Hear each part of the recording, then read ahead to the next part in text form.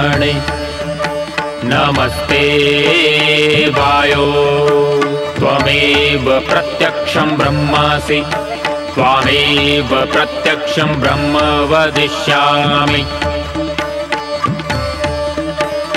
ऋतं वदिष्यामि सत्यं वदिष्यामि तन्माहमवतु तद्भक्तारमवतु अवतु माम् अवतु वक्तारम् ॐ शान्ति शान्ति शान्तिः।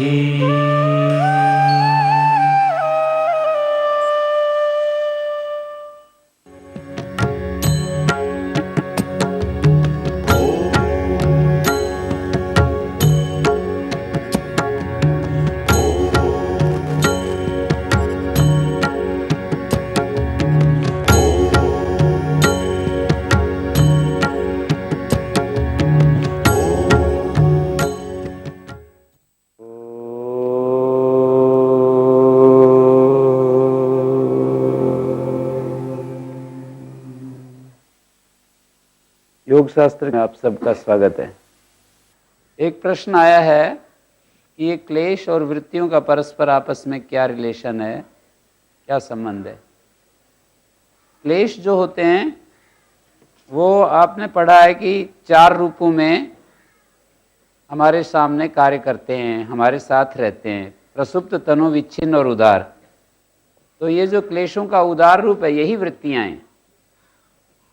क्लेशों का जो प्रसुप्त रूप है वो संस्कार रूप है। क्लेश या तो संस्कार के रूप में रहते हैं या वृत्ति के रूप में रहते हैं, विच्छिन्न रूप में भी रहते हैं। क्लेश जो हैं योग साधना के द्वारा तनु रूप में भी रहते हैं और अत्यंत प्रचंड योग साधना के द्वारा बहुत आगे बढ़ने के बाद क्लेश दग्ध बीज अवस्था में भी रहते हैं।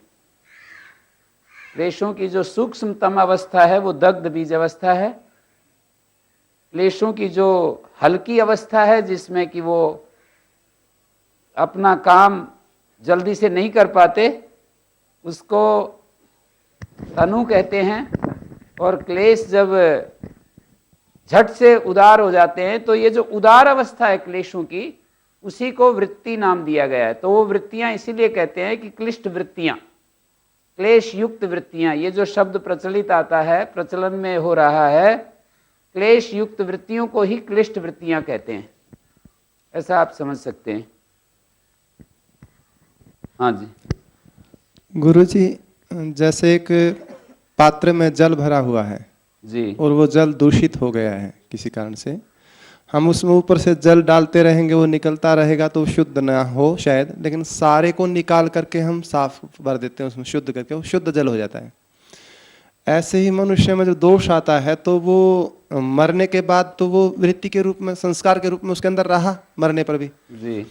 वो मरने के बाद नया जन्म होता है, वो पवित्र जन्म होता है। या इसी जन्म में भी क्या चीज उसमें से निकाली जाए, किस प्रयत्न किया जाए कि वो जैसे मृत्यु के बाद नया जीवन होता है वैसा ही इस जीवन में भी वैसा ही हो जाए, हो जाता है। वो क्या वो जानना चाह रहे हैं। मृत्यु के बाद जो आप कह रहे हैं कि नया जन्म जो होता है वो प्योर होता है। जी जी, प्योर नहीं होता है, उसमें संस्कार प्रसुप्त अवस्था में तो रहते हैं ना। तो वहां भी मिलावट रह गई, यानी जैसे जल को शुद्ध किया वैसा वो नहीं हो पाया। नहीं, वैसा नहीं है ना। तो इस जन्म में हम जब भी हो करना पड़ेगा, वो क्या किस प्रयत्न से वो पूरा, जैसे जल बदलने से पात्र हो जाता है ऐसे ही वो पूरा वैसा हो जाता है। इसी को योग साधना और ये सारा जो योग शास्त्र की प्रक्रिया है, यम नियम आदि का जो अभ्यास है, क्रिया योग का अभ्यास, अभ्यास वैराग्य, अभ्यम तन निरोधा, ये सारी जो प्रक्रियाएं हैं, भावनाओं का जो अभ्यास है, वितर्क बाधने, प्रतिपक्ष भावनम, मैत्री करुणा मुदिता उपेक्षा आदि जो भावनाएं बताई हैं, तो ये सारा जो उपक्रम है कहीं पर क्रिया योग के नाम से है, कहीं पर अष्टांग जो यम नियम आसन प्राणायाम प्रत्याहार के नाम से है, धारणा ध्यान समाधि के नाम से है, कहीं जो है ज्ञान के रूप में, विवेक ख्याति के रूप में, विचार के द्वारा हम समझते हैं चीज़ों को।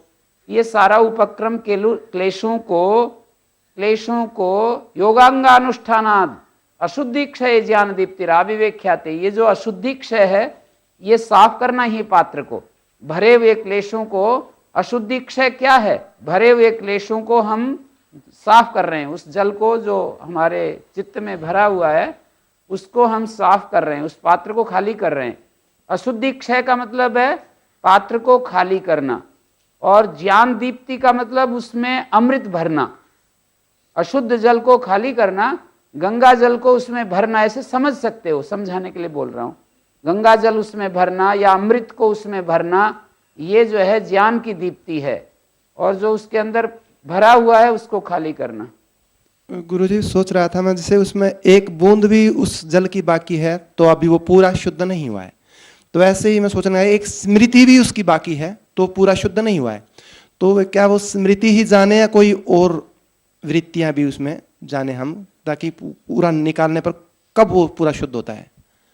आप ये पूछना चाहते हैं कि कब हम समझें कि हमारी ये जल शुद्ध हो गया है? हाँ जी, हाँ जी, हाँ जी। तो इसका तो वो वृत्तियों से ही पता लगेगा ना, क्योंकि संस्कार कभी दिखाई नहीं देते हैं, इसीलिए तो उनको अदृष्ट धर्म कहते हैं। संस्कार कभी दिखने में आने वाली चीज नहीं है, वृत्तियां दिखने में आती हैं। तो वृत्तियों को हम समझ सकते हैं, देख सकते हैं, वृत्तियां हमारी जानकारी में होती हैं। वृत्तियां क्या चीज हैं? चित्त का ज्ञानात्मक व्यापार, चित्त का ज्ञानात्मक व्यापार वृत्तियां हैं। जैसे मैं आपको देख रहा हूं, बहुत सारी चीजें मेरे मन में हैं लेकिन अब नहीं है, तो वो संस्कार रूप में हैं। अभी जितनी मेरे सामने है तो वो चित्त में जो ज्ञान के रूप में उभर कर आ रही है। तो आप कहते हैं कि पूरा का पूरा प्योर हमारा चित्त कैसे हो? तो उसके लिए ये है कि हम जब साधना करते हैं तो हमारा ये संस्कार, आप वही बात कह दी ना, प्रकारांतर से आपने यही कहा कि ये संस्कार पूरे के पूरे दग्ध बीज अवस्था को कैसे पहुंचे। खाली करने का मतलब उसका पूर्ण पहले वाला एक अंश भी ना रहे, इसका अर्थ ही है कि दग्ध बीज अवस्था को कैसे पहुंचे। क्लेशों के जो 5 रूप हैं उनमें से दग्ध बीज अवस्था वाला रूप कैसे प्राप्त हो, तो उसका उत्तर तो यही आएगा कि प्रारंभ में हम क्रिया योग का अनुष्ठान करते हैं, फिर विवेक ख्याति के द्वारा ध्यान एयस तद्वृत्तया ते प्रति प्रसव हेया सूक्ष्म, वही प्रक्रिया, फिर योग के अंगों का अनुष्ठान करते हैं। मतलब कहने का तात्पर्य ये है कि जो योग अनुकूल जो हम कर्म करते हैं, योग के अनुकूल जो कर्म करते हैं, वो इन वृत्तियों को शुद्ध करने के लिए और संस्कारों को शुद्ध करने के लिए होते हैं। 2 ही तो काम है, वृत्तियां शुद्ध हों, संस्कार शुद्ध हों, और मूलतः संस्कारों पर कार्य किया जाता है। वृत्तियों के माध्यम से भी संस्कारों के ऊपर कार्य होता है। हम शुद्ध वृत्तियों में जितना रहते हैं उतने शुद्ध संस्कार इकट्ठे होते जाते हैं।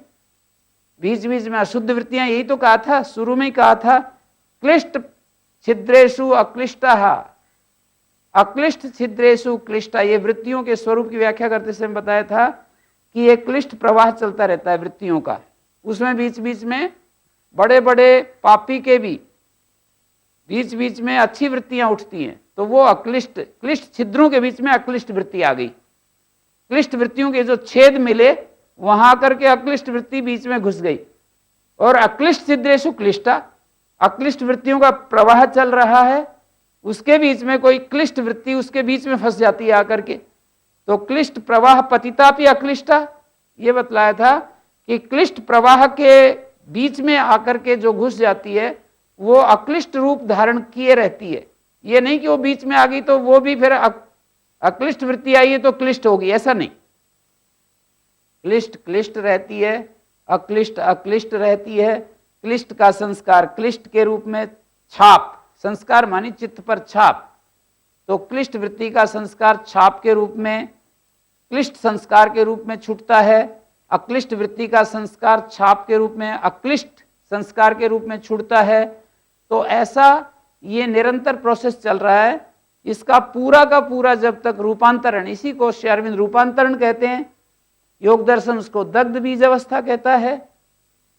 हम लोग अपने चित्त के संस्कारों को दग्ध बीज करने के लिए योग दर्शन की भाषा में कहें तो इसको ऐसा बोलेंगे, श्री अरविंद दग्ध बीज आदि की बात नहीं करते, वो रूपांतरण की बात करते हैं। तो उनका रूपांतरण क्या है? रूपांतरण का मतलब पूरा का पूरा हमारा पहले वाला सिस्टम चेंज हो गया। ट्रांसफॉर्मेशन की जो बात करते हैं, आजकल की भाषा में जो अंग्रेजी पढ़े लिखे लोग हैं वो ट्रांसफॉर्मेशन की बात करते हैं। तो वो ट्रांसफॉर्मेशन क्या है? ट्रांसफॉर्मेशन यही है कि अपने जो संस्कार हैं उनको पूरा का पूरा, उनको अशुभ संस्कारों को जला करके एक नया आदमी बन जाना, एक न्यू मैन, एक नया आदमी तैयार हो जाना। तो क्लिष्ट और वृत्ति, क्लेश और वृत्ति के बीच में क्या संबंध है? इसका उत्तर यही होगा कि क्लेश ही तो वृत्तियों के रूप में, उदार वृत्तियों के रूप में, जो उदार अवस्था है क्लेशों की वही वृत्ति अवस्था है। और क्लेशों की जो सूक्ष्मतम अवस्था है, क्लेश जब बीज रूप में होते हैं तो ये क्लेशों की प्रसुप्त अवस्था है। और हल्के भी रहते हैं ये क्लेश, और विच्छिन्न भी होते हैं। सत्संग के समय यदि आप रुचि लेकर के यहाँ सुनते हैं और बुद्धि उन चीज़ों को समझ सकती है तो उतनी देर के लिए क्लिष्ट वृत्तियाँ विच्छिन्न हो जाती हैं। सत्संग के समय अक्लिष्ट प्रवाह चलता है और जो क्लिष्ट वृत्तियाँ हैं उतनी देर के लिए कट ऑफ हो जाती हैं।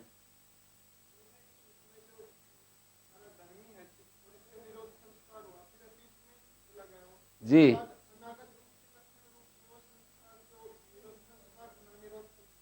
जी, नहीं, चित्त का भी धर्म नहीं बनता है। चित्त तो हमेशा धर्मी ही होता है। उसके अंदर अलग अलग धर्म उभरते हैं, छिपते हैं, उभरते हैं, छिपते हैं। चित्त धर्मी के अंदर ये धर्म उभरते हैं। चित्त एक धर्मी है। चित्त तो ऐसे समझ लो जैसे कि सोना, चित्त को ऐसे समझ लो जैसे मिट्टी। अब मिट्टी से बर्तन बनते हैं ना, सोने से आभूषण बनते हैं ना। तो चित्त जो है धर्मी है और इसके अंदर व्युत्थान धर्म उभरता है। तो हम वर्तमान में जैसा हमारा जीवन चल रहा होता है, निरोध धर्म उभरता है, व्युत्थान धर्म उभरता है, क्लिष्ट वृत्तियां उभरती हैं चित्त में, अक्लिष्ट वृत्तियां उभरती हैं। जैसे संस्कार होते हैं उसी के अनुसार चित्त में वो वृत्तियां उभरती रहती हैं। तो हमारा जो चित्त है, हमारे चित्त में जो संस्कार के रूप में जो बहुत सारी चीजें पड़ी हुई हैं, क्लिष्ट भी हैं और अक्लिष्ट भी हैं। क्लिष्ट संस्कारों का उदय होना का नाम है क्लिष्ट वृत्ति, और क्लिष्ट संस्कार अनागत रूप में, संस्कार रूप में हमारे चित्त में रहते हैं। वो जब वर्तमान क्षण में उभरते हैं वृत्ति के रूप में तो ये उनका वर्तमान दशा है। फिर वो बदल जाते हैं, दूसरी चीज आ जाती है तो वो उसी की अतीत अवस्था हो जाती है। वो जो वर्तमान में जो चल रहा चक्र है, अच्छा या बुरा, वो जब पीछे छूट जाता है और कुछ और आ जाता है उसकी जगह, जो पीछे चला गया अर्थात वर्तमान से हट गया, तो उसी का नाम अतीत है। चित्त दो धर्मों से युक्त है। चित्त दो धर्मों से युक्त है, दृष्ट धर्म और अदृष्ट धर्म। अभी आगे सूत्रों में आ रही है ये बात। दृष्ट धर्म का मतलब है वृत्तियां, अदृष्ट धर्म का मतलब है संस्कार। दो धर्मों से युक्त है चित्त। तो चित्त जो है, आपने कहा कि क्या ऐसी स्थिति आती है कि बिना संस्कार के?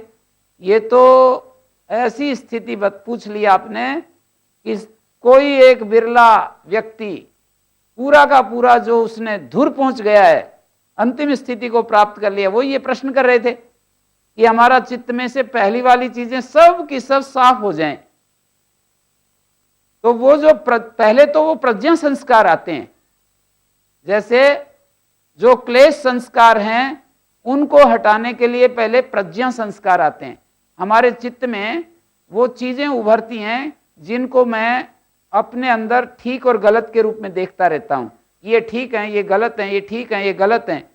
जो पूरा का पूरा ठीक देख सकूं मैं कि ये सत्य है, ये असत्य है, पूरा का पूरा देख सकूं, इसको कहते हैं प्रज्ञा संस्कार।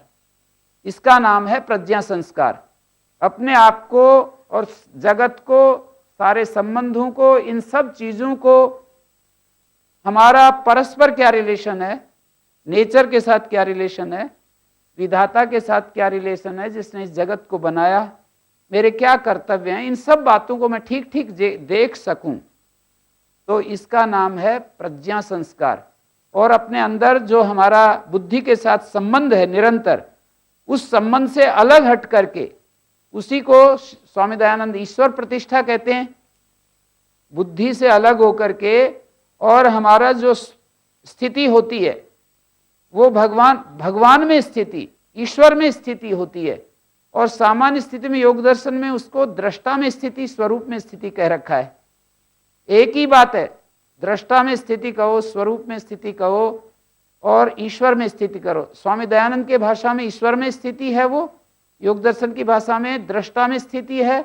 शब्दों में के हेरफेर में हमें नहीं जाना चाहिए, स्थिति एक ही बनेगी, दोनों स्थितियों में बात एक ही होगी। जैसे ही हमारा बुद्धि के साथ संपर्क हटा तो उसको आप ये नाम दे दो कि भगवान में स्थिति होगी, उसको ये नाम दे दो कि स्वरूप में स्थिति होगी, कोई फर्क नहीं पड़ता उससे। तो गुरुजी वो स्वरूप स्थिति का प्रयत्न कहें या मंत्र जप कहें या ईश्वर प्रणिधान कहें, तो इसका तात्पर्य यही है समझे हम कि वो वैसा चित्त में उस प्रकार के ज्ञान का व्यापार चलता रहे। हाँ, यही तो तीनों का कहा जा रहा है इतनी सब बातों के द्वारा। चित्त में वो व्यापार निरंतर जब चलता रहता है तो ये अक्लिष्ट वृत्तियां चल रही हैं, ये कहा जाएगा। तो उसमें मंत्र जप आदि का इनका सबका प्रभाव उस पर रहेगा। उस पर मंत्र आदि जैसे हम जपते हैं तो उतनी देर के लिए वो संस्कार हमारे अंदर वो छूट जाते हैं।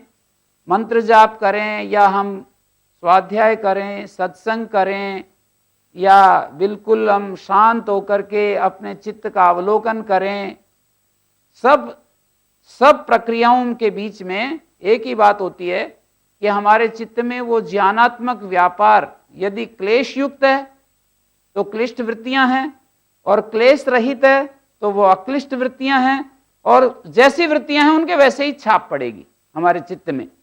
तो वो चित्त के अंदर वो इंप्रेशन जो है वो पड़ते रहते हैं निरंतर, और वो फिर उभरते हैं।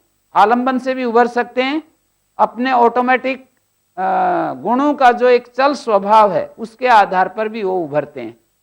आलंबन को पाकर भी उभरते हैं, और बिना आलंबन के भी गुणों में जो निरंतर परिवर्तन चल रहा है, हमारे चित्त में जो संस्कार हैं वो अपने आप उदय होते हैं, छिपते हैं, उदय होते हैं, छिपते हैं, निरंतर चलते रहते हैं।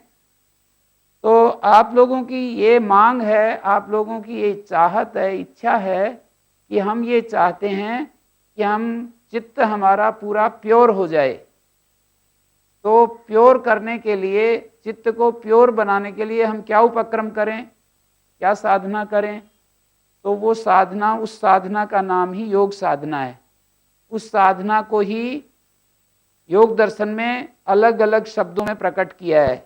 कहीं उसको अभ्यास वैराग्य नाम दे दिया, कहीं ईश्वर प्रणिधान दे दिया है, कहीं उसी साधना को ईश्वर प्रणिधान का ही अंग के रूप में जप साधना कह दिया है, कहीं उसको क्रिया योग नाम दे दिया है, कहीं उसको ध्यान एहस तद्वृत्तया का नाम दे दिया है, कहीं उसको हे हेतु हानोपाय की विचार प्रक्रिया का नाम दे दिया है कि हमें देखना चाहिए, अपने अंदर अवलोकन करना चाहिए।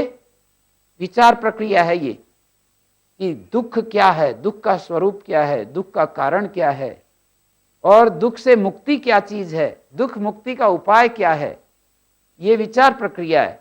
फिर कहीं उसको यम नियम, आसन, प्राणायाम, प्रत्याहार का ध्यान, धारणा, ध्यान, समाधि, अष्टांग योग, ये ऐसा नाम दे दिया है।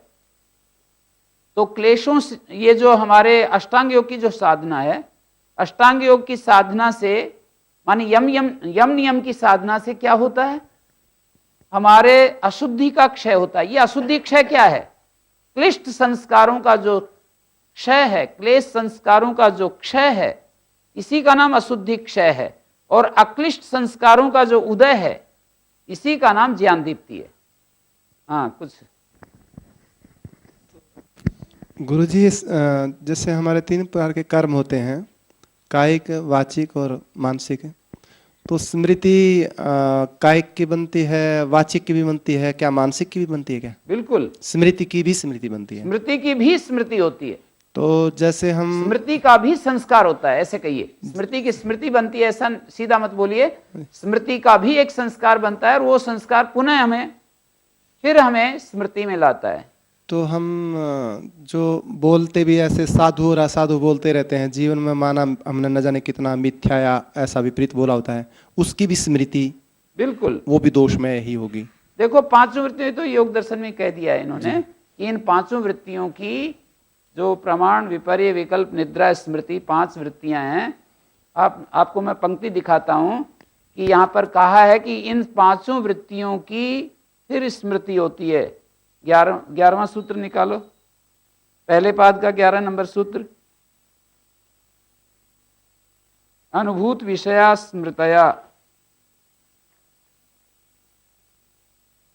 अनुभूत विषया संप्रमोषा स्मृति ही। अनुभूत विषय का जो न चुराया जाना, अनुभूत विषय का चित्त में जो उपस्थित रहना, अस्ते उसकी उपस्थिति, उसका चुराया न जाना, ये स्मृति नामक वृत्ति कहलाती है। यहाँ पर देखिए बीच में एक पंक्ति लिखी हुई है, सर्वाश्चैता स्मृतयः, ये सभी स्मृतियां प्रमाण, विपर्य, विकल्प, निद्रा, स्मृति नाम अनुभवात परिप्रभवंती। ये जो सभी स्मृतियां हैं, स्मृतियां 2 प्रकार की बताई, भावित स्मर्तव्य और अभावित स्मर्तव्य। स्वप्न में जो स्मृतियां होती हैं वो कल्पित स्मृति होती हैं, और जागृत समय में जो स्मृति उनको अभावित स्मृति कहा है। फिर बोले ये सभी स्मृतियां, भावित स्मृति हो चाहे अभावित स्मृति हो, ये 5 इन वृत्तियों के द्वारा होती है। इनमें स्मृति को भी डाला है, प्रमाण, विपर्य, विकल्प, निद्रा, स्मृति।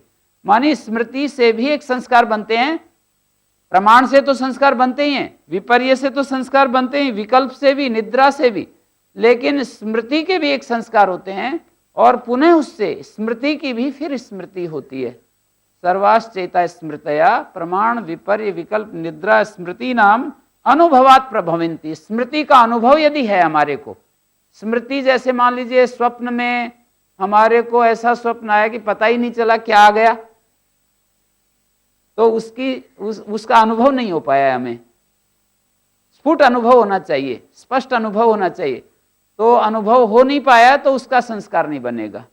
जो हमारे को अनुभव हो गया, अनुभव होने का मतलब है जो हमारे जानकारी में आ गई, हमारे नॉलेज में आ गई, तो उसको ये कहते हैं अनुभव होना। नए एक ब्रह्मचारी ने कि योगी समाधि स्थिति पहुंचने के बाद लोगों के बीच में आकर लोक कल्याण का कार्य क्यों करते हैं? ये योगी के लिए क्या कंपलसरी है? ये लोक कल्याण कार्य इसलिए करते हैं कि उनका करुणावश, उनको दुखी लोगों को सामने देखते हैं, संसार दुखी है और उसे कुछ अच्छी चीज मिल गई है, तो सबके साथ बांट करके उसका प्रयोग कर रहा है, शेयर कर रहा है दूसरों के साथ, और दूसरों को मार्गदर्शन कर रहा है, दिखा रहा है, दूसरों को एक प्रेरणा दे रहा है। तो करुणा इसमें कारण है और कोई कारण नहीं है। जो करुणा कहते हैं, करुणा का मतलब होता है, करुणा को अंग्रेजी में कंपैशन, कंपैशन कारण है, इसमें करुणा कारण है और कुछ कारण नहीं है। तो उन लोगों को जिनको कुछ मिल जाता है, देखो जिनको कुछ मिल जाता है वो बांट करके, आपको कोई अच्छी चीज मिल जाए और आपका चित्त शुद्ध होता है, खाने की उदाहरण के रूप में आपको खाने की कोई चीज मिल गई और आपका चित्त शुद्ध है, तो कोई आपके पास पहुंच गया और आपने तैयारी की, तो आप तुरंत उसको भी देना चाहते हैं, अकेले नहीं खाना चाहते हैं। हाँ, चित्त हमारा जब अशुद्ध होता है तो फिर हम उस चीज को जो है उस समय के लिए थोड़ा एक तरफ कर देते हैं कि चलो इनको जाने दो, उसके बाद फिर इसका सेवन करेंगे, ऐसा मन में आ सकता है। तो जब हमारा चित्त शुद्ध होता है तो हम बांटना चाहते हैं, जो भी कुछ मिल जाता है बांटना चाहते हैं।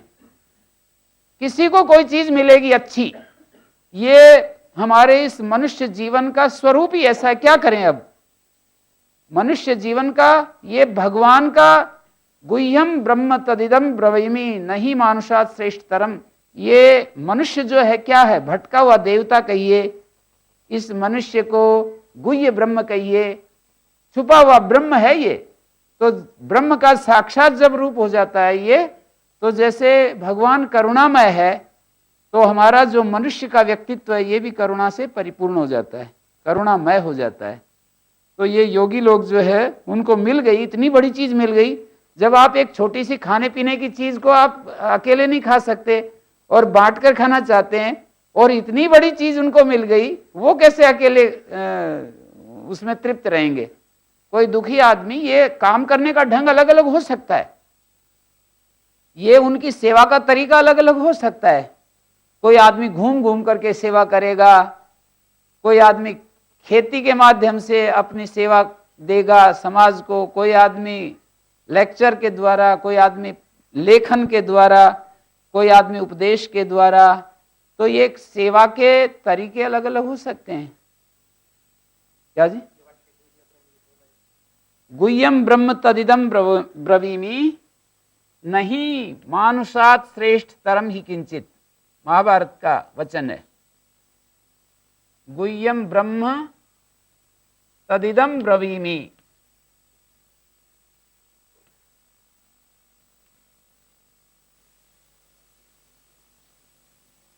नहीं मानुषात श्रेष्ठ तरम ही किंचित।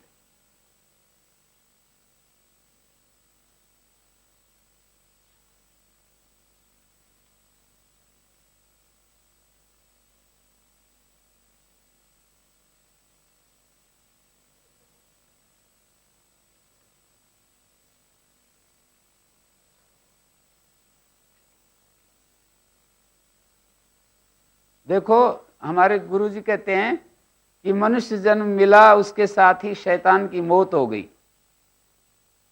लेकिन शैतान की मौत होने के बाद भी बहुत कुछ करना पड़ता है। मतलब वो पॉसिबिलिटी के आधार पर बोलते हैं, ऐसा नहीं कि शैतान की मौत हो गई और फिर जो है संसार में जो कुछ हो रहा है, जो कुछ चल रहा है, हमारे मन में जो कुछ भी आ रहा है और हम करते चले जा रहे हैं, और हम कहें कि हम तो गुह्य ब्रह्म है, शैतान की मौत हो गई।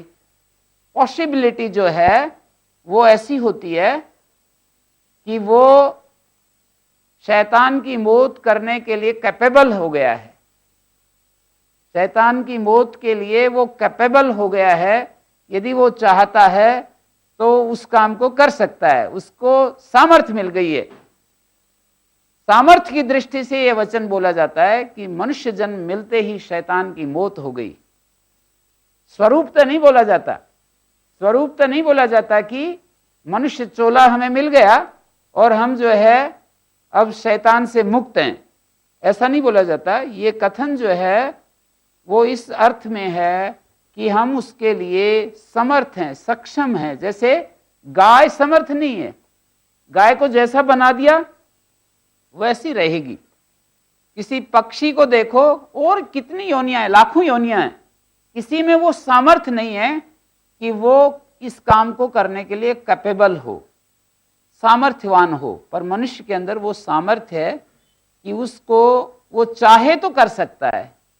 चाहने वाले थोड़े होते हैं इस काम को करने के लिए, क्योंकि ये थोड़ा क्रिया करने में इतनी जटिलता नहीं है, क्रिया को छोड़ने में जटिलता है।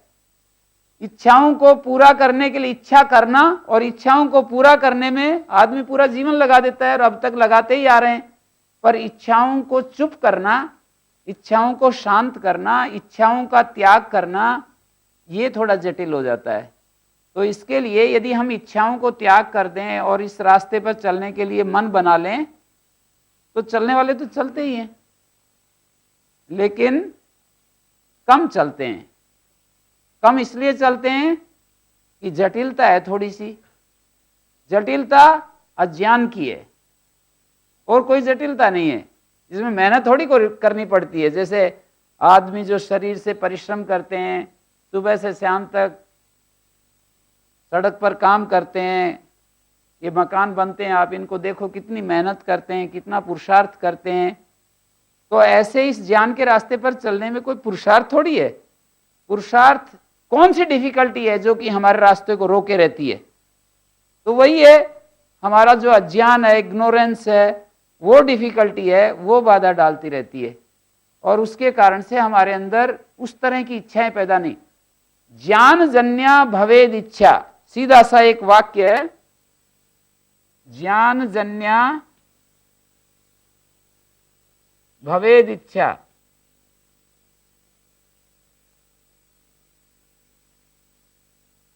इच्छाजन्या भवेद कृति। भवेद इच्छा, इच्छाजन्या भवेद कृति।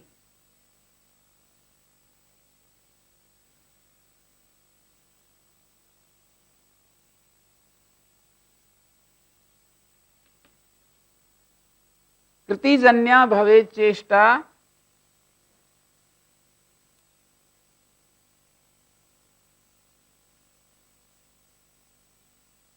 भवेद चेष्टा,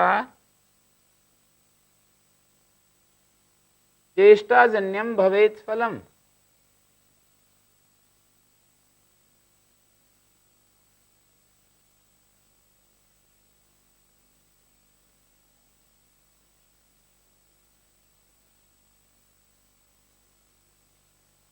हमारा जैसा ज्ञान होता है वैसी ही इच्छाएं होती हैं।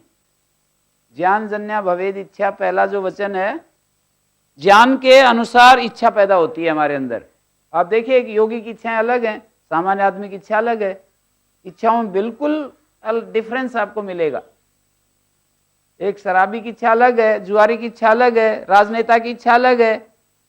क्यों अलग अलग हैं उसकी इच्छा? राजनेता की इच्छा अलग है, योगी की इच्छा अलग है। क्यों ऐसा है? तो इसका सीधा सा उत्तर है कि उसके पीछे उनका जो ज्ञान है, उनका ज्ञान अलग अलग है। ज्ञान का मतलब जिस चीज को हम देख पा रहे हैं कि ये ठीक है, ये गलत है, ये लाभकारी है, ये हानिकारक है, अपने लिए देखते हैं। सभी लोग मार्ग का तय अपने लिए देख करके करते हैं, अंधाधुंध कोई नहीं करता है। आप लोगों ने भी अपना जो मार्ग निश्चित किया है कि हम इस रास्ते पर चलना चाहते हैं और इसी रास्ते पर रहना चाहते हैं, और ये अष्टाध्यायी महाभाष्य आदि पढ़ना चाहते हैं, संस्कृत पढ़ना चाहते हैं, वेद शास्त्र पढ़ना चाहते हैं, तो ये ज्ञान के द्वारा आपने निर्धारण किया है। और जिनको आप कहते हो, जैसे कुछ लोग समाज में ऐसे ही चल रहे हैं, बस अंधाधुंध, उनका ज्ञान ही उतना है, बस इसलिए वो अंधाधुंध दिखते हैं चलते हुए। उनका ज्ञान ही उतना है कि बस यही जीवन का स्वरूप है, बस खाओ पियो मौज करो, ताश खेलो, सुबह से शाम तक समय को किसी तरह से एंटरटेन करो। एंटरटेन करते हैं सभी लोग, पर उनके ज्ञान के अनुसार करते हैं। हम लोग भी एंटरटेन करते हैं, और सामान्य आदमी भी करेगा, योगी भी करेगा, बच्चे भी एंटरटेन करते हैं। सब जो है वो खुश रह करके अपने जीवन को जीना चाहते हैं। आनंद से रहित होकर कोई नहीं जीना चाहता, सुख से रहित होकर के कोई नहीं जीना चाहता। लेकिन सुख के जो माध्यम हैं वो सब के अलग अलग हैं। कोई किसी चीज में सुख लेता है, कोई ध्यान में सुख ले रहा है, कोई बोलने में सुख ले रहा है, कोई मौन में सुख ले रहा है। ये सब क्यों है? देखो, ये उत्तर दे रहा है, ज्ञान जन्या भवेद इच्छा। ये छोटा सा वाक्य है, लेकिन सारी बातों का उत्तर दे रहा है कि हमारे ज्ञान में जैसा आता है वैसी इच्छा पैदा होती है। इच्छा जन्या भवेद कृति, हमारी जैसी इच्छा वैसी कृति। कर्म होते हैं, महाभाष्य में भी कहा, इच्छाया प्रवृत्तिता उपलब्धि। महाभाष्य में एक वाक्य मिलता है, व्याकरण महाभाष्य, इच्छाया प्रवृत्तितः उपलब्धि।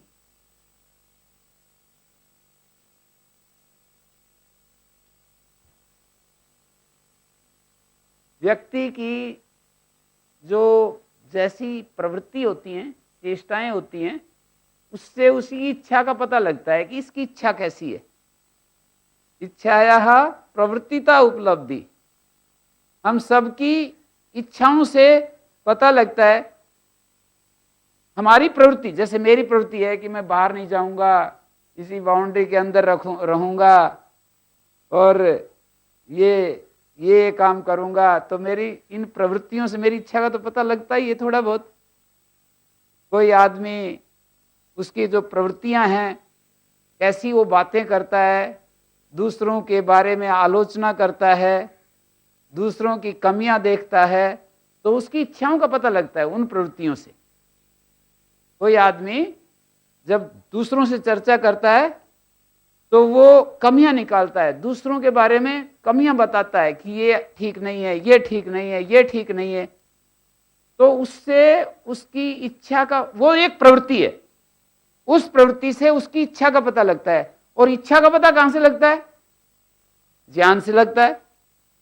प्रवृत्ति से तो इच्छा का पता लगा, और इच्छा का पता उसके ज्ञान, इच्छा से उसके ज्ञान का पता लगेगा। इच्छा से, उसकी जैसी इच्छा है उससे ज्ञान का पता लगेगा। ये नैयायिक लोग बोलते हैं कृतिजन्य बहुत चेष्टा। कृति होती है आत्मा का आंतरिक प्रयत्न। कृति का एक विशेष अर्थ है यहां पर। कृति का मतलब आत्मा की कोशिश, जो आंतरिक प्रयत्न है ना, उस प्रयत्न को यहां कृति का है। और कृति के द्वारा फिर हमारी वाणी, हमारा शरीर, हमारी ये सारी जो चेष्टाएं होती हैं, वो प्रयत्न के बाद, आत्मा का जो प्रयत्न शुरू होता है तब ये चेष्टाएं होती हैं। चेष्टाजन्यम भवेत फलम, जैसी चेष्टाएं वैसा फल। तो हम यूं कहेंगे, जैसा ज्ञान वैसी इच्छा, जैसी इच्छा वैसी कृति, और जैसी कृति वैसी चेष्टा, जैसा चेष्टा वैसा फल। ये पूरा एक मनोविज्ञान है ये हमारा मन में जैसा ज्ञान वैसी इच्छा होती है। तो हम अपने ज्ञान को बदलने की कोशिश करते हैं। ये सारा सत्संग करते हैं, शास्त्र पढ़ते हैं, स्वाध्याय करते हैं, महापुरुषों के शरण में उपस्थित होते हैं। ये सारे उपाय किस लिए हैं? इन उपायों के द्वारा हम अपने ज्ञान को बदलते हैं। चित्त का जो ज्ञान है वो यदि बदल जाए तो उसकी इच्छाएं तो अपने आप बदल जाएंगी।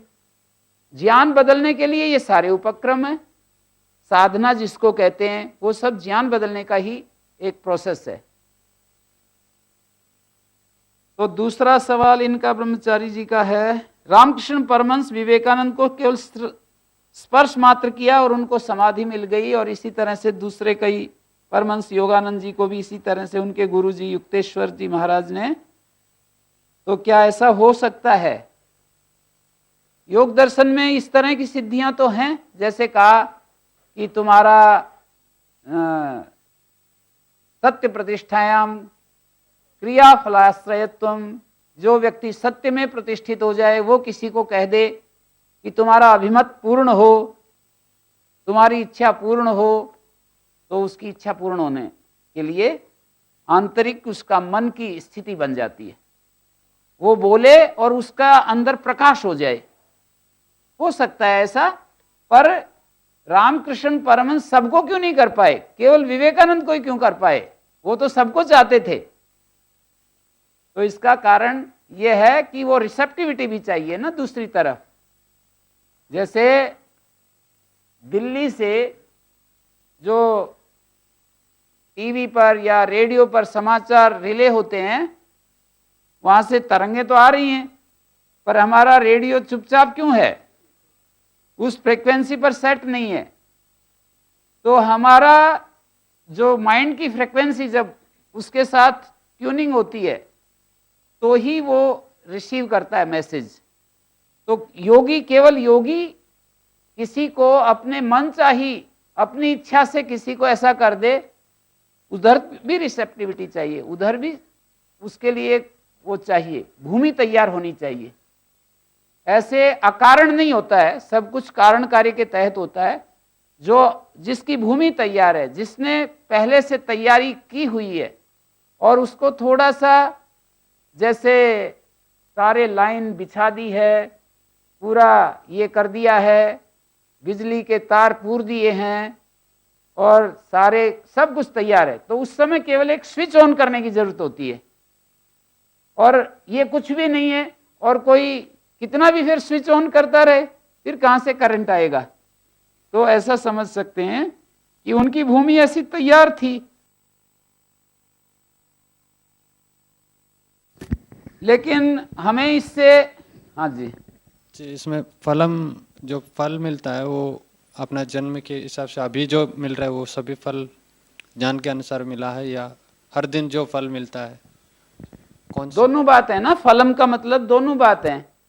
पूरे जीवन के परिप्रेक्ष्य में देखोगे तो अगला जीवन जो शुरू होगा, जैसा जीवन की चेष्टाएं हैं पूरी, तो वैसा हमारे को फल मिलेगा, आगे जो जाति आयु भोग मिलेगा। और आज तक जो है उसका भी फल होता ही रहता है हमारे को। आज तक हमारी जो ज्ञान की स्थिति है उसके अनुसार हमारी इच्छाएं होती हैं आज तक जो है, और उन इच्छाओं के अनुसार हमारे अंदर आत्मा का एक कृति का मतलब आत्मा का जो प्रयत्न है वो शुरू होता है, और उस प्रयत्न के बाद जो है चेष्टा शुरू होती है। कर्ता का कर्तृत्व कहेंगे उसको, कर्ता का कर्तृत्व। जी, तो रामकृष्ण इन्होंने कहा कि देह छोड़ने से पहले अपने शिष्यों को सामने, ये देह थोड़ा दिन रहने से ज्यादा लोगों का आध्यात्मिक प्रवृत्ति आएगी। हिंदी ब्रह्मचारी, अंग्रेजी में लिख दिया करो आप। लेकिन हे भगवान का, क्या ये भगवान की इच्छा नहीं है? Is spiritual knowledge limited only for few? जो उसके लिए मूल्य चुकाते हैं उनके लिए है, बिना मूल्य कोई चीज नहीं मिलती है। जो मूल्य चुकाते हैं उसके लिए, उनके लिए आध्यात्मिक मार्ग या कोई भी मार्ग है। जैसे हमारे लिए, मेरे लिए व्यक्तिगत रूप से मैं कहूं, भारत का कोई भी प्रधानमंत्री बन सकता है, उसके लिए उतने कारण जुटाने चाहिए। भारत के लिए प्रधानमंत्री बनने के लिए लोगों का विश्वास जीतना चाहिए, लोगों के दिल में राज्य करना चाहिए, और लोग ये समझें कि ये हमारा भला करेगा, ये सारी चीजें। और वो पागल नहीं होना चाहिए, वो कोई अपराधी ऐसा नहीं होना चाहिए जो सीरियस रूप से उसको निरस्त कर दिया गया हो। जो भी कारण उसके अपेक्षित हैं तो प्रधानमंत्री बन सकता है। तो इसी तरह से हम भी योगी बन सकते हैं यदि उन कारणों को, उन शर्तों को, उन कंडीशंस को हम पूरा करते हैं। तो सबके लिए स्पिरिचुअल पाथ सबके लिए खुला है। हम उसके लिए जो आवश्यक है वो सब हमें करना पूरा पड़ेगा, हमें ही करना पड़ेगा। ये हम पढ़ रहे थे धर्म लक्षण अवस्था परिणाम, और इस धर्म लक्षण अवस्था परिणाम का आखिरी में जाकर के इन्होंने एक बात कही, धर्मिणोपि धर्मांतरम अवस्था। धर्मी की जो एक अलग धर्म, धर्मांतर शब्द का अर्थ होता है उसका एक दूसरे धर्म में चेंज होना। जैसे मिट्टी का एक गोल पिंड है, ये उसका एक स्वरूप है, लेकिन उसको ईंट का आकार दे दिया हमने, तो ये उसका एक धर्मांतर परिणाम है। धर्मी मिट्टी का धर्मांतर परिणाम है। धर्मिणोपि धर्मांतरम अवस्था, ये भी उसकी मिट्टी की एक अवस्था ही है। वो पहले गोल गोल थी, अब वो चौकोर हो गई, उसकी एक अवस्था दूसरी अवस्था, पहली अवस्था से दूसरी अवस्था आ गई। धर्मस्यापि लक्षणांतरम अवस्था, और धर्म का भी एक दूसरा जो लक्षण है, दूसरा जो अवस्था काल है, वो उसकी एक अवस्था है। पहले धर्म छुपा हुआ था, अब धर्म प्रकट हो गया। पहले जो धर्म था वो गोल गोल था मिट्टी में, पिंड के रूप में, और अब वो चौकोर रूप में आ गया। तो ये उसका लक्षण परिणाम क्या हुआ? ये लक्षण परिणाम भी एक अवस्था परिणाम है। पहला वाला जो था धर्मी से धर्म परिणाम, वो भी एक अवस्था परिणाम है। फिर धर्म परिणाम भी एक अवस्था परिणाम है। पहले छुपा हुआ धर्म था, प्रकट धर्म हो गया। धर्मस्यापि अवस्थांतरम, धर्म का भी लक्षणांतरम, धर्म का जो लक्षणांतर, दूसरे काल में पहुंचना, लक्षण मानी काल, धर्म का दूसरे काल में पहुंचना, ये भी एक अवस्था है।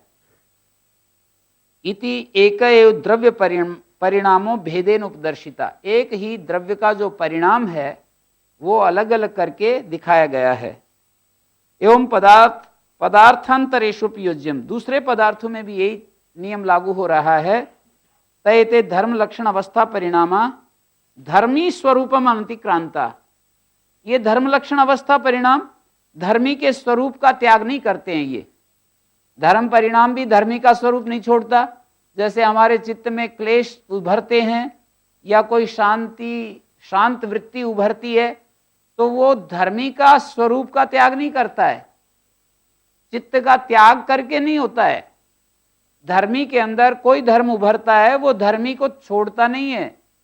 जैसे सोना धर्मी के अंदर कोई आभूषण धर्म उदय हो रहा है, तो वो कहना ये चाह रहे हैं कि धर्मी स्वरूपम अनतिक्रांता। कौन? धर्म लक्षण अवस्था परिणामा एकैव परिणामा सर्वान अमून विशेषान अभिप्लवते। एक ही परिणाम है कुल मिलाकर के, तो सभी इन विशेषों को प्राप्त होता रहता है। एकैव परिणामा, एक ही परिणाम नाम की चीज है, और ये सभी विशेषों को,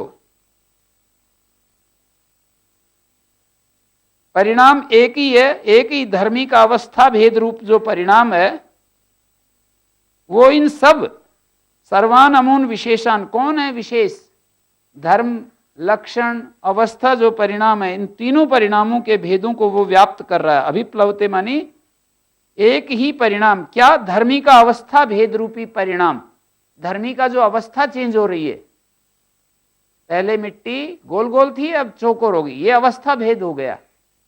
तो धर्मी का अवस्था भेद रूपी परिणाम इन सारे परिणामों को के भेदों में अभिप्लवते व्याप्त रहता है। आखिर ये परिणाम क्या है? तो उत्तर देते हैं, धर्मी के अवस्थितस्य द्रव्यस्य, द्रव्य तो विद्यमान है। धर्मी के पहले धर्मों के निवृत्त हो जाने पर दूसरे धर्मों का आविर्भाव होना ही परिणाम है। पहले धर्म हट गए, दूसरा धर्म आ गया। तो चित्त के पहले धर्म हट गए, दूसरे धर्म आ गए। पहले व्युत्थान था, अब निरोध आ गया। पहले निरोध था, अब व्युत्थान आ गया। पहले क्लिष्ट वृत्तियां थी, अब अक्लिष्ट वृत्ति आ गई। अब अक्लिष्ट वृत्ति हैं तो क्लिष्ट वृत्ति आ गई। धर्मी तो एक ही है। धर्मी के पहले वाले जो धर्म हैं, धर्मी में रहने वाले पहले वाले धर्म कौन से हैं? धर्म लक्षण अवस्था। इनका इन अवस्थाओं के निवृत्त हो जाने पर जो अन्य धर्म है, धर्म लक्षण अवस्थाओं का जो पहले वाले जो धर्म लक्षण अवस्था थे वो हट गए, और दूसरे वाले धर्म लक्षण अवस्था थे वो आ गए। इसी को अवस्था परिणाम के नाम से, धर्मांतरोत्पत्ति के नाम से कहते हैं, दूसरे धर्म की उत्पत्ति। ये इस सूत्र में बताया है। और अगला सूत्र है तत्र उस प्रसंग में धर्मी क्या है, धर्मी की व्याख्या कर रहे हैं। शांतोदित अव्यपदेश धर्मानुपाती धर्मी। धर्मी जो है तीन धर्मों से युक्त होता है। शांत धर्म, उदित धर्म, अव्यपदेश धर्म। देखिए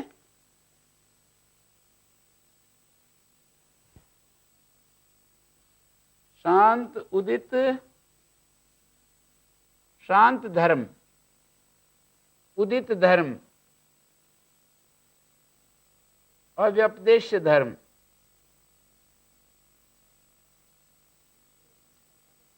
अव्यपदेश अनागत धर्म को कहते हैं।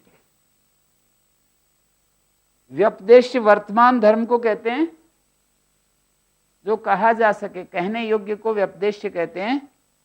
उदित वर्तमान धर्म को कहते हैं। शांत धर्म अतीत को कहते हैं। तो इन तीन धर्मों में अनुगत रहने वाला, अनुपाती शब्द का अर्थ है इन तीन धर्मों में अनुगत रहने वाला जो पदार्थ है उसको धर्मी कहते हैं। तीन धर्मों में रहने वाला जो अनुगत पदार्थ है उसको धर्मी कहते हैं।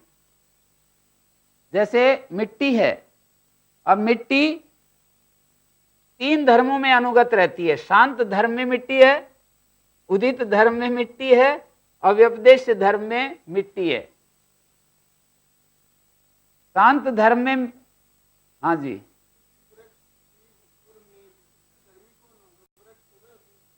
क्या बोल रहे हैं? वृक्ष, बीज और लकड़ी,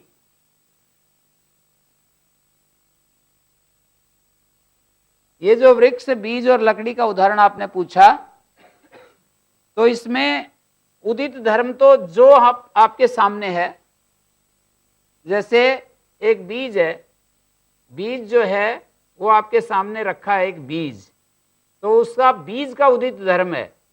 अब बीज का आगे वृक्ष उसके अंदर छिपा हुआ है, तो अनागत रूप से वो वृक्ष है, और वृक्ष को काट दिया, सुखा दिया, तो वृक्ष अतीत धर्म वाला हो गया। जब लकड़ी हमारे सामने आ गई, तो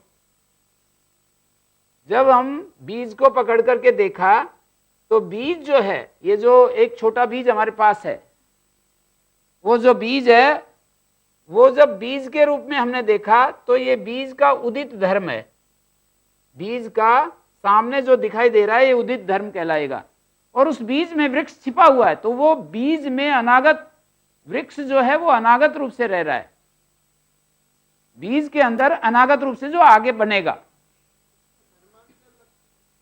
धर्मांतर लक्षण यही है कि बीज इस धर्मी का धर्म परिणाम वृक्ष हुआ, उस वृक्ष का धर्म परिणाम लकड़ी हुआ, और लक्षण परिणाम क्या हो रहा है? बीज के अंदर अनागत रूप से वृक्ष था, बीज के अंदर वर्तमान रूप में वो जब बीज जब धरती में पड़ा और वो अंकुर फूटा, तो उसका वर्तमान में वृक्ष के रूप में पौधा बनने लगा, ये उसका उदित धर्म है। वो पूरा वृक्ष बन गया, उदित धर्म कहलाएगा। वो कट करके आपने लकड़ी पूछी है, इसलिए वृक्ष रूप में नहीं रहा, अब लकड़ी रूप धारण कर लिया, वो अतीत धर्म में चला गया, वृक्ष अतीत धर्म में चला गया। यानी हम बीज को देखेंगे तो वृक्ष अनागत धर्म है, जब वृक्ष को देखेंगे तो बीज अतीत धर्म है, यूं कह सकते हैं। वृक्ष को देखेंगे तो बीज अतीत धर्म है, ठीक बात है जी। और फिर वृक्ष के अंदर फिर वो फल लगता है, तो वृक्ष के अंदर जब फल को आप देखने लगेंगे, तो वृक्ष के अंदर अनागत है, वो जो बीज अभी फल के रूप में वो लगेगा, तो पेड़ के अंदर वो अनागत रूप से रह रहा है, वो बीज, ऐसे कहेंगे। फल भी लकड़ी भी अनागत धर्म है और फल भी अनागत धर्म है जी। और लकड़ी को यदि आप देखते हो लकड़ी के रूप में, समिधा के रूप में या लकड़ी के रूप में, तो लकड़ी उसका उदित धर्म है। उस लकड़ी वृक्ष के अंदर उसका अनागत धर्म था, पर लकड़ी के रूप में उदित धर्म है। उस लकड़ी को हमने जला दिया और राख बना दिया, तो वो अतीत धर्म हो गया। लकड़ी के अंदर वो अतीत धर्म हो गया, राख जो है वो अतीत धर्म में पहुंच गया। तो ये जो धर्म है, और अवस्था क्या है? जैसे अवस्था यही है कि लकड़ी हमारे सामने आई, अब लकड़ी रखी रही, पुरानी होती जा रही है, तो उसकी अवस्था में जो चेंज होता जा रहा है, ये अवस्था परिणाम है। पहले वो फ्रेश थी, धीरे धीरे उसकी अवस्था में जो चेंज होता जा रहा है, ये उसका अवस्था परिणाम कहलाएगा। तो शांत उदित अव्यपदेश धर्मानुपाती, शांत उदित और अव्यपदेश इन धर्मों में अनुगत रहने वाला पदार्थ धर्मी है। धर्मों में रहने वाले पदार्थ को धर्मी बता रहे हैं। धर्मों में 3 प्रकार के धर्म हैं। कौन से 3 प्रकार के धर्म? शांत उदित और अव्यपदेश, इन धर्मों में रहने वाला जो पदार्थ है वो धर्मी है। आप ऐसे समझिए कि सोना है, ये धर्मी है, और ये 3 धर्मों में रह रहा है। सोने के अंदर कुछ शांत धर्म है, कुछ उदित धर्म है, कुछ अव्यपदेश धर्म है। इन धर्मों में रहने वाला जो स्वर्णत्व है, ये धर्मी है। योग्यतावच्छिन्न धर्मिणा शक्तिरेव धर्मा, कहते हैं ये जो धर्म क्या है? योग्यता से युक्त जो शक्ति है, किसी चीज को पैदा करने में जो सामर्थ्य है, योग्यता अवच्छिन्न जो शक्ति है, वो धर्मी का धर्म है। धर्मी का धर्म है। जैसे अपने पास स्वर्ण है, इसमें क्या योग्यता है? सैकड़ों प्रकार के आभूषण बनाने की योग्यता है। तो योग्यता से युक्त जो शक्ति है, सामर्थ्य है इस स्वर्ण के अंदर, किस योग्यता वाली? हार बनाने की, कुंडल बनाने की, कड़े बनाने की, अलग अलग आभूषण बनाने की योग्यता से युक्त जो धर्मी की शक्ति है, यही धर्म है। ये धर्मी तो स्वर्ण है, और इसकी क्या शक्ति है कि अलग अलग रूपों में ये हमारे सामने उपस्थित हो सकता है। तो ये धर्मी की योग्यता से अवच्छिन्न शक्ति, धर्मी की योग्यता से युक्त, अवच्छिन्न शब्द का अर्थ है युक्त, योग्यता से युक्त जो शक्ति है, किस योग्यता से? उस धर्म को पैदा करने में जो योग्य है, सक्षम है। सच फल प्रसव भेदानुमित सद्भाव एकस्य अन्यः अन्यश्च परिदृष्टा। सच धर्मा, वो जो धर्म है फल प्रसव भेद के अनुमान से उसके सत्ता को हम कल्पित करते हैं। जो धर्म है फल भेद, फलोत्पत्ति के भेद से अनुमीयमान सत्ता वाले वो जो धर्म हैं, एक धर्मी के अलग अलग प्रकार के अनेक, अन्यश्च अन्यश्च दृष्टा, एक धर्मी के अलग अलग प्रकार के अनेक धर्म देखे जाते हैं। फल भेद, फल प्रसव भेद अनुमित सद्भावा, इसका समास ये होगा, फल प्रसव भेद के अनुमित है सद्भाव जिसका। फल भेद, फल का जो अलग अलग भेद होते हैं और उससे कार्यों की उत्पत्ति के भेद से अनुमित होती है सत्ता जिसकी।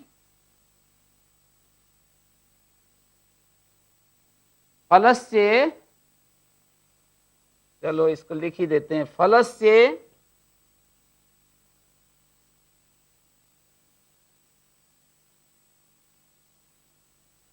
माने फल क्या चीज है? कार्य से, समस्त पद को ऐसे समास से ही समझ सकते हैं। प्रसवः उत्पत्ति,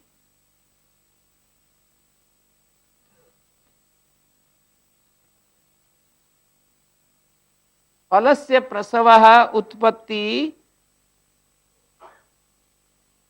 फल प्रसव कहलाएगा। ये फल की जो उत्पत्ति है उसको क्या कहोगे?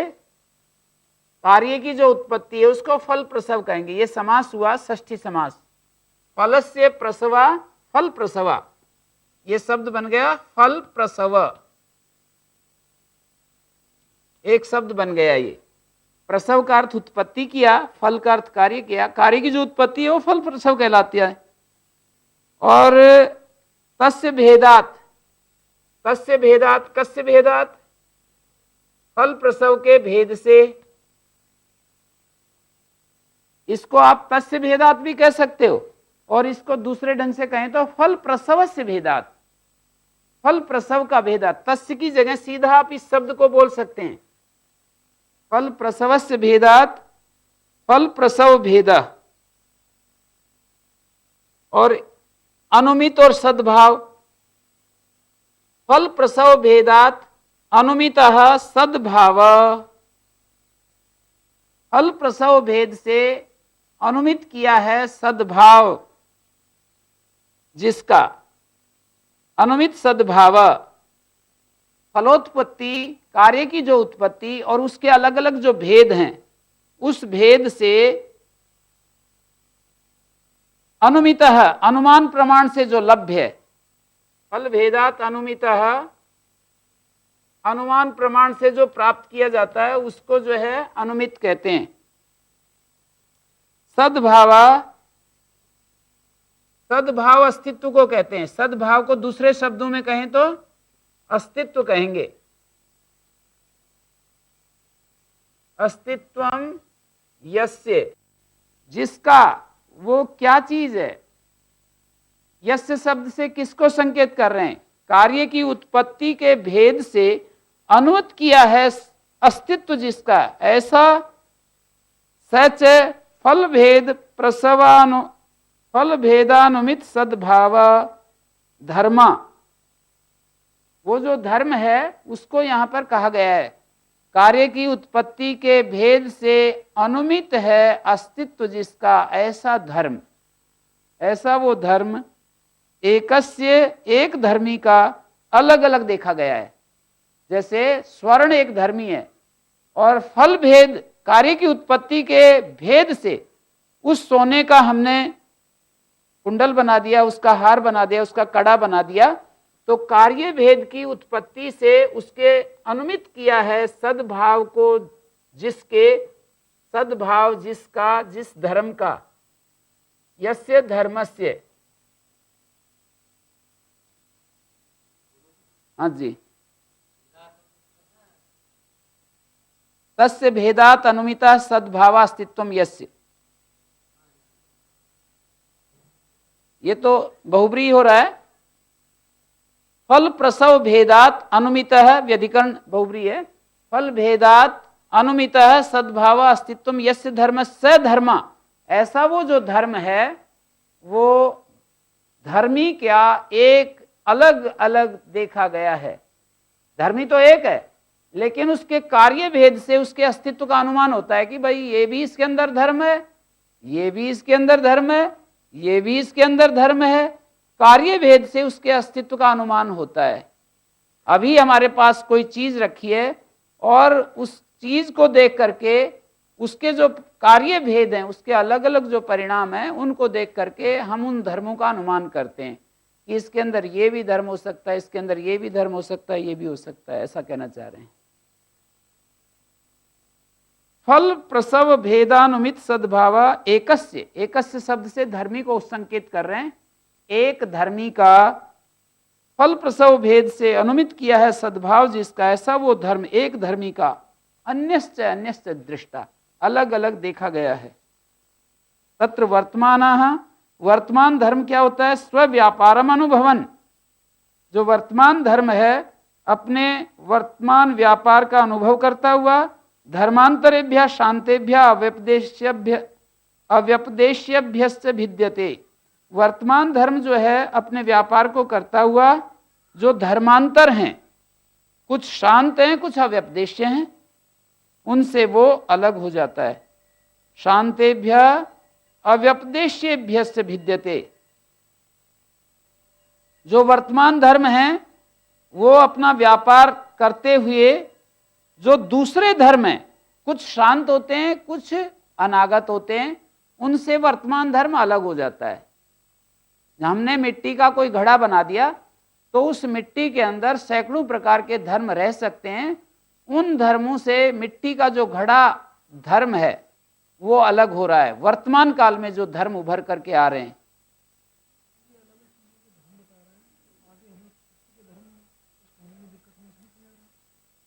चित्त के धर्म में तो कोई दिक्कत नहीं। जैसे यहाँ पर पदार्थ के धर्म हम बताते हैं, तो इसी तरह से चित्त के जो धर्म हैं वो उभरते हैं, कुछ शांत होते हैं कुछ अनागत होते हैं। हाँ हाँ, विभूतियां चित्त के धर्म ही होते हैं। विभूतियां चित्त में अनागत रूप से हैं और जब प्रकट होगी चित्त में वो विभूति तो उसका उदित धर्म कहलाएगा, और जब वो चली गई तो वो शांत धर्म कहलाएगा। चित्त धर्मी के अंदर वो अलग अलग विभूतियां पैदा हो रही हैं। योग दर्शन में जो विभूतियां बताई गई हैं तो उसको आप तीनों धर्मों के रूप में देखें। ईश्वर के अंदर वो सामान्य रूप से एक रस है, वो ज्ञान, वहां भूत भविष्य और वैसा नहीं है। पर हमारा जो चित्त है उसमें कुछ धर्म शांत होते हैं, कुछ अनागत होते हैं, कुछ वर्तमान में होते हैं। अभी हम जैसे कुछ सीख रहे हैं तो एक धर्म हमारा प्रकट हो रहा है, और बाकी धर्म जैसे कि दूसरे धर्म वो सारे के सारे शांत हैं या अनागत हैं। कुछ शांत हैं कुछ अनागत हैं। यदा तो सामान्येन समन्वागतो भवति तदा धर्मी स्वरूप मात्रत्वात् को असौ केन भिद्यते। सामान्य रूप से यदि आप देखोगे धर्मी के स्वरूप को तो फिर कौन किससे भिन्न होगा? तीनों धर्म को सामान्य रूप से यदि देखोगे, वर्तमान और भूत और भविष्यत, वर्तमान को भूत भविष्यत से अलग करके नहीं देख रहे, लेकिन सामान्य रूप से यदि देखोगे तो किसको हम किससे भिन्न कर सकते हैं? अपने निर्विशेष रूप से धर्मी में जब विद्यमान है, कोई भी धर्म अपने धर्मी के अंदर सामान्य रूप से, निर्विशेष रूप से, सामान्य का दूसरा शब्द क्या है, पर्यायवाची शब्द निर्विशेष। जैसे एक विशेष होता है, एक निर्विशेष होता है, उसी को सामान्य कहते हैं। निर्विशेष माने विशेष रहित, सामान्य। निर्विशेष शब्द का अर्थ होता है सामान्य, विशेष रहित। किसी धर्मी में निर्विशेष रूप से हमने धर्म को देखा, किसी विशेष रूप से नहीं देखा, तो उसको बताना चाह रहे हैं कि जब धर्म अपने निर्विशेष रूप से धर्मी में विद्यमान रहता है, तो धर्मी के स्वरूप मात्र होने के कारण किस रूप वाला, कौन किस व्यापार से अन्य धर्म से उसको अलग करेंगे। जैसे सोने के अंदर 50 प्रकार के, 100 प्रकार के आभूषण छिपे हुए हैं, तो हम उस समय सामान्य रूप से वो धर्मी में अनुगत है। अब उसको हम कैसे भेद करके बताएंगे? यही कहेंगे बस एक साथ कि इस धर्मी में बहुत सारे अनागत धर्म हैं, बहुत सारे शांत धर्म हैं, ऐसा बोलेंगे। यदा सामान्येन समन्वागतो भवति, सामान्य रूप से जब समन्वागत होता है, समन्वागत शब्द का अर्थ होता है धर्मी में विद्यमान रहता है। समन्वागत विद्यमान है। सामान्य रूप से धर्मी में कोई धर्म जब विद्यमान रहता है, निर्विशेष रूप से विद्यमान रहता है, तो धर्मी का स्वरूप मात्र होता है वो। कोशो केन भिद्यते, कौन किससे हम उसको अलग करेंगे। धर्मी के अंदर जो सामान्य रूप से, निर्विशेष रूप से कोई धर्म उसके साथ रहता है, तो हम अलग कर, उसको हम किसके माध्यम से उसको अलग करके दिखा सकते हैं? नहीं दिखा सकते हैं। केवल वर्तमान धर्म को पकड़ करके हम दिखा सकते हैं कि देखो ये इसका उदित धर्म है और बाकी शांत और उदित धर्म, शांत और अनागत धर्म है। वर्तमान के आधार पर इसलिए शब्द डाला, वर्तमान स्वव्यापारम अनुभवन धर्मो धर्मांतरेभ्य शांतेभ्य व्यपदेशेभ्य भिद्यते। जो वर्तमान धर्म है वो शांत और अनागत धर्मों से अलग होता है। पर सामान्य रूप से यदि देखोगे तो सारे ही धर्म, भेद करने का कोई उपाय नहीं है। जैसे हमने एक चीज को सामने देखा तो बस इतना कहेंगे इसमें सारे धर्म छिपे हुए हैं, आगे इसमें उभरेंगे, आगे उभार लेंगे। त्रया खलु धर्मिणो धर्मा, धर्मी के 3 धर्म हैं। एक का नाम शांत है, दूसरे का उदित है, तीसरे का व्यपदेश है। तत्र शांता, शांत धर्म कौन होते हैं? ये कृत्वा व्यापारान उपरता, जो अपना काम करके चुप हो गए, शांत हो गए। कृत्वा व्यापारान उपरता, उपरत हो गए। उदित कौन से होते हैं? सब व्यापारा उदिता, जो इस समय व्यापार में लगे हुए हैं, उनको उदित धर्म कहते हैं। तेच अनागतस्य लक्षणस्य समनंतरा, ये जो उदित धर्म होते हैं ये अनागत धर्म के अनंतर होते हैं। कल वाली बात आ रही है कि जो है अतीत धर्म वर्तमान के अनंतर नहीं होता है। अतीत धर्म के बाद कभी भी उदित धर्म नहीं होता है, उसका क्रम दिखा रहे हैं। शांत तो होते हैं जो व्यापार करके शांत हो गए, उपरत हो गए। उपरत होने का मतलब चुप हो गए। सव्यापार उदिता, जो इस समय व्यापार में चालू हैं, उनको उदित कहेंगे।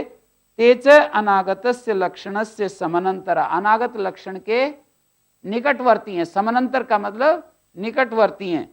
वर्तमानस्य अनंतरा अतीता, और वर्तमान के जो अनंतर हैं उनको अतीत कहते हैं। किमर्थम अतीतस्य अनंतरा न भवन्ति वर्तमाना, ये जो अतीत हैं इसके अनंतर वर्तमान क्यों नहीं होते हैं? हम ऐसा भी तो कर सकते हैं, घड़े को हमने, मिट्टी को घड़ा बनाया और घड़ा को तोड़ दिया, कच्चा था अभी, घड़े को तोड़ दिया, उस तोड़े हुए घड़े से फिर हमने सकोरा बना दिया। तो ये कह रहे हैं कि उस घड़े का या फिर घड़ा बना दिया, तो अतीत के बाद तुरंत हम वर्तमान में ले आए। तो ऐसा क्यों नहीं कह रहे हो? अब भी आप यही कह रहे हो कि अनागत के अनंतर वर्तमान धर्म आया है, अनागत के अनंतर वर्तमान धर्म आया है, ऐसा जो है आप कहते हो। ये नहीं कहते कि अतीत के अनंतर वर्तमान धर्म आया।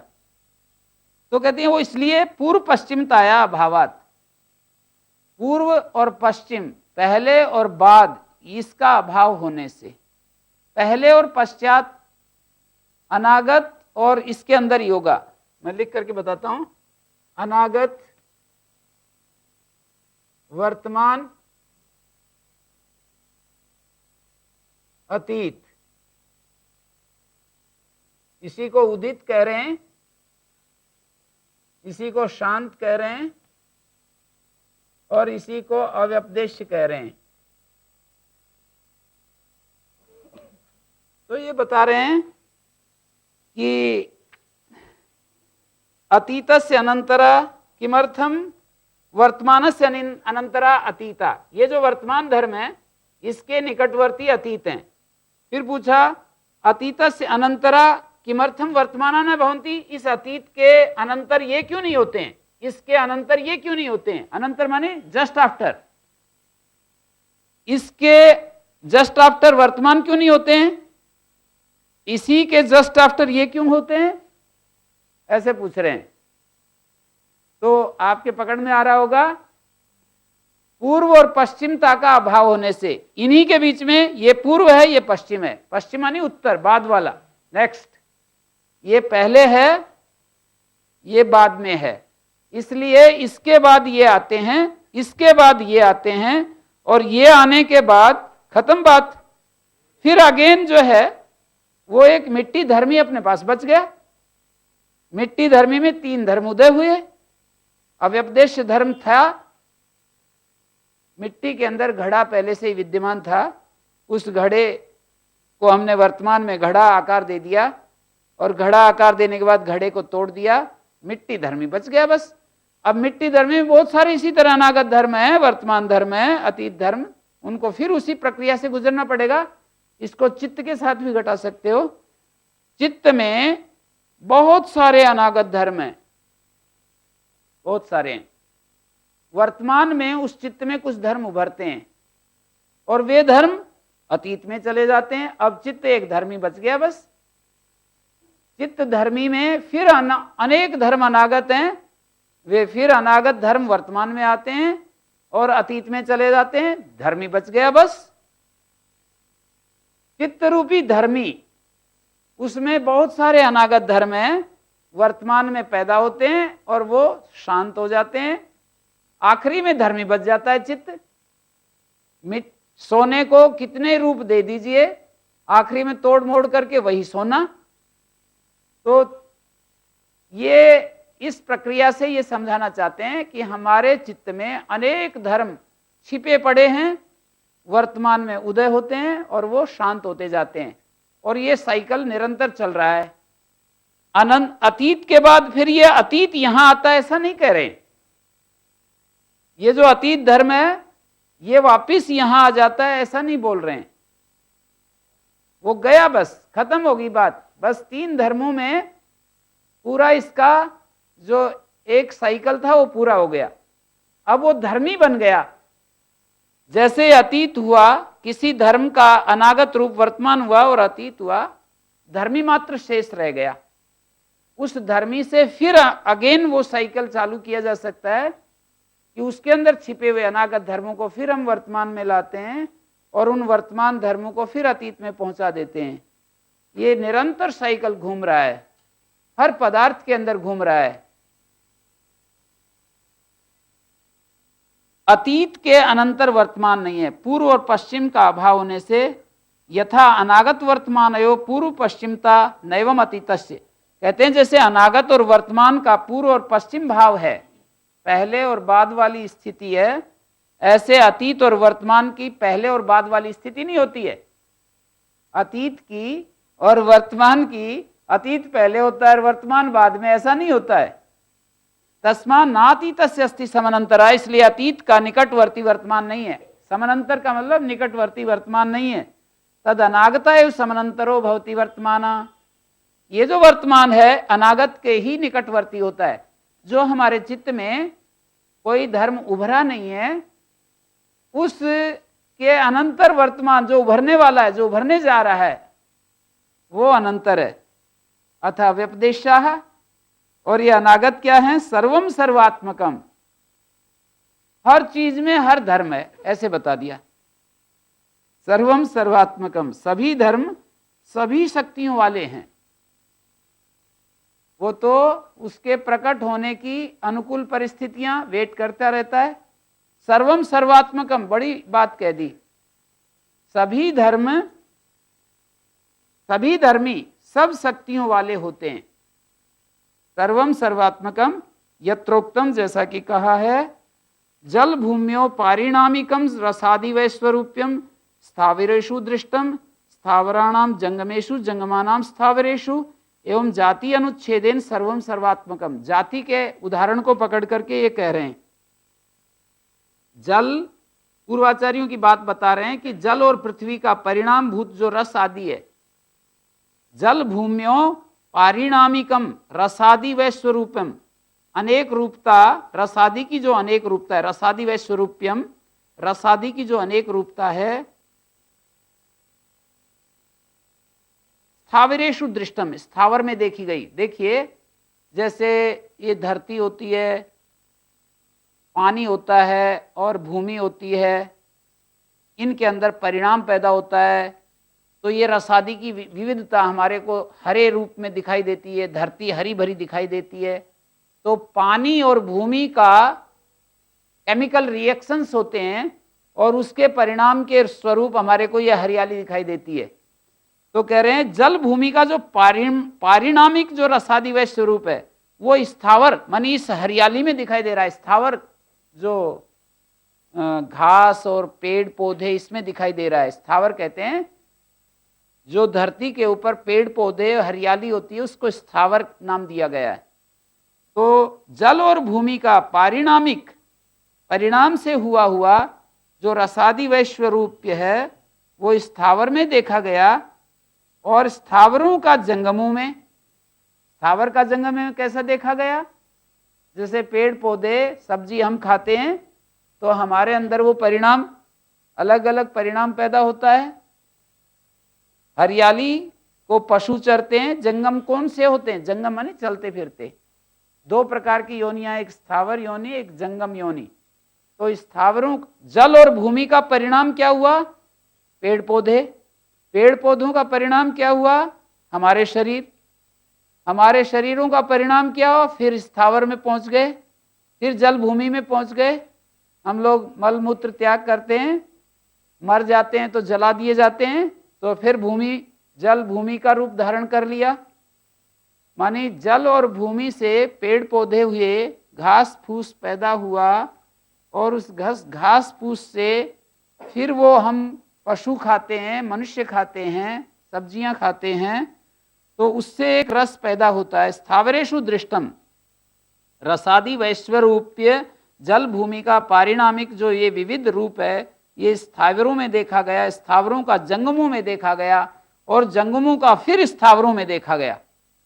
हम जो खाते हैं, पशु चारा चरते हैं, वो गोबर देते हैं, वो गोबर फिर उनका भोजन बन जाता है। कोएग्जिस्टेंस दिखाया जा रहा है। एवं जाति अनुच्छेदेन, इस तरह से जाति के अनुच्छेद से, ये जो जातिता उच्छेद न होने के कारण, अनुच्छेद का मतलब है जाति से उच्छेद न होने के कारण सभी पदार्थ सब कार्य उत्पादन करने में सक्षम हैं। सारे पदार्थ सब कार्यों को पैदा कर सकते हैं। सर्वम सर्वात्मकम, देश काल आकार निमित्त असंबंधात न खलु समान कालम आत्मनाम अभिव्यक्ति। एक बात कही, इसमें ऐसा समझना चाहिए, ऐसे तो सर्व कार्य उत्पादन का सामर्थ्य है और अव्यपदेश रूप में अनागत धर्म उसमें रहते हैं, लेकिन इन सभी शक्तियों की अभिव्यक्ति, आत्मनाम अभिव्यक्ति, इन सभी शक्तियों की जो अभिव्यक्ति है, वो वर्तमान देश काल आकार और निमित्तों के असंबंध के कारण एक साथ नहीं होती। सभी कार्यों की जो अभिव्यक्ति एक साथ थोड़ी हो सकती है। देश काल आकार निमित्त असंबंधात, क्योंकि देश के साथ, काल के साथ, निमित्त के साथ, एक एक निमित्त से वो पैदा होते हैं, उनके साथ देश काल आकार और निमित्त के साथ असंबंधात न खलु समान कालम आत्मनाम अभिव्यक्ति, एक साथ पदार्थों की अभिव्यक्ति नहीं होती है, शक्तियों की अभिव्यक्ति नहीं होती है। जो इन या एतेषु अभिव्यक्त अनभिव्यक्त धर्मेषु अनुपाति सामान्य विशेषात्मा सो अन्वयी धर्मा। अन्वयी धर्म की व्याख्या कर रहे हैं कि जो इन अभिव्यक्त और अनभिव्यक्त धर्म हैं, कुछ धर्म तो अभिव्यक्त हो जाते हैं, अभिव्यक्त धर्म उदित कहलाते हैं। 3 प्रकार के धर्म हैं, शांत, उदित, अव्यपदेश्य। तो जो उदित धर्म है वो अभिव्यक्त कहलाते हैं, और अनभिव्यक्त कौन से होते हैं? या तो अतीत होते हैं या शांत होते हैं। हाँ, या तो शांत होते हैं या अव्यपदेश होते हैं। तो या एतेषु अभिव्यक्त अनभिव्यक्त धर्मेषु, जो अभिव्यक्त और अनभिव्यक्त धर्म है, मानी जो कुछ उदित धर्म है, 3 को 2 में बांट दिया। इन 3 को, ये जो है इनको अभिव्यक्त कह रहे हैं, और इसको अनभिव्यक्त कह रहे हैं। अभिव्यक्त अनभिव्यक्तेषु धर्मेषु अनुपाति, इन तीनों में रहने वाले, जैसे आध्यात्मिक दुख, आदि भौतिक दुख, आदि दैविक दुख, इन तीनों को 2 विभाग करके भी दिखाते हैं, बाह्य और आंतर दुख। 3 को 2 डिवीजन करके भी दिखाते हैं कि बाह्य दुख और आंतरिक दुख। आंतरिक दुख आध्यात्मिक दुख, और बाह्य दुख जो आदि दैविक या आदि भौतिक है। इसी तरह यहां पर ये जो है अनभिव्यक्त हैं, अतीत धर्म भी अनभिव्यक्त हैं, अनागत धर्म भी अनभिव्यक्त हैं, वर्तमान धर्म अभिव्यक्त हैं। तो अभिव्यक्त अनभिव्यक्तेषु धर्मेषु अनुपाति, इन धर्मों में रहने वाला सामान्य और विशेष स्वरूप वाला जो अन्वयी है वो धर्मी है, सामान्य विशेष वाला।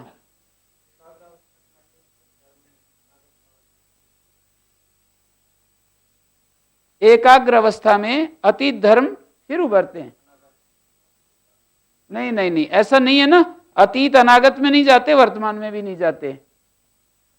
एक साइकिल है बस, अव्यपदेश्य, वर्तमान और अतीत, ये साइकिल पूरा हुआ, धर्मी मात्र बच गया। उस धर्मी में फिर धर्म उदय होते हैं, उस धर्मी में बहुत सारे धर्म अव्यपदेश्य हैं, उसमें फिर वर्तमान में आते हैं। क्या?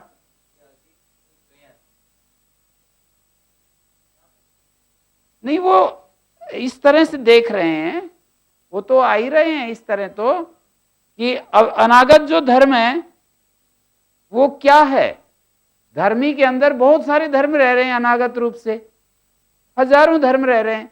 जो हमारे वर्तमान धर्म, जो वर्तमान रूप में चित्त रूपी धर्मी में जो अतीत हो गया, वो एक प्रकार से संस्कार के रूप में तो चला जाता है ना। जो वर्तमान होता है वो संस्कार बन जाता है, और उस धर्मी का अंग बन गया एक प्रकार से। उसको फिर इस एंगल से देख रहे हैं कि वो जो संस्कार बन गए उस धर्मी में, वो अनागत रूप से रह रहे हैं बहुत सारे धर्म, वो फिर वर्तमान होते हैं, और वर्तमान से वो चले जाते हैं, फिर संस्कार के रूप में चले जाते हैं, धर्मी के अंग बन जाते हैं।